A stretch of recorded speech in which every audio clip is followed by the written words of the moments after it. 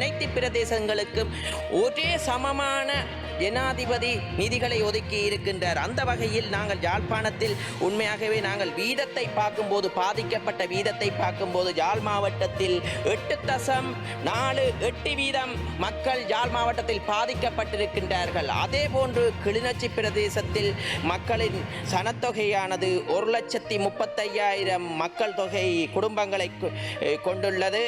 அதே நேரம் அங்கே இருக்கும் குடும்பங்கள் 50,752 குடும்பங்கள் இருக்கின்றன.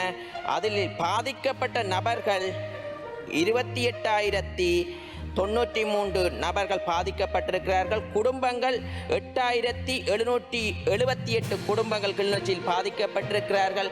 கிளிநொச்சியில் பாதிக்கப்பட்ட வீதம் 20.8 வீதம் கிளிநொச்சி பிரதேசத்தில் அங்கே இருக்கும் சனத்தொகையில் பாதிக்கப்பட்டிருக்கிறார்கள்.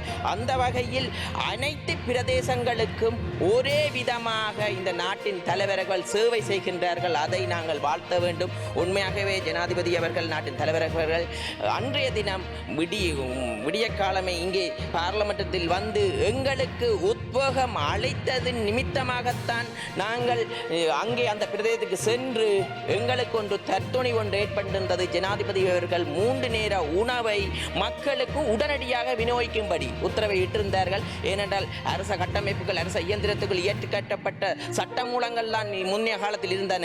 அந்த சட்டமூலங்களில் ஒரு சில பொருட்களை கொள்முதல் செய்ய முடியாது. அந்த வகையில் நாங்கள் அங்கே சமைப்பதற்கு கூட விறகில்லாமல் இருக்கும்போது உடனடியாக கிளிநொச்சி மாவட்ட தலைவரிடம் நாங்கள் கூறியிருந்தோம், கேஸ் சிலிண்டரை வேண்டிக் கொடுங்கள் சமைப்பதற்கென்று. அப்போது அவர்கள் கூறியிருந்தார்கள், இந்த கேஸ் சிலிண்டர் வேண்ட முடியாது என்று.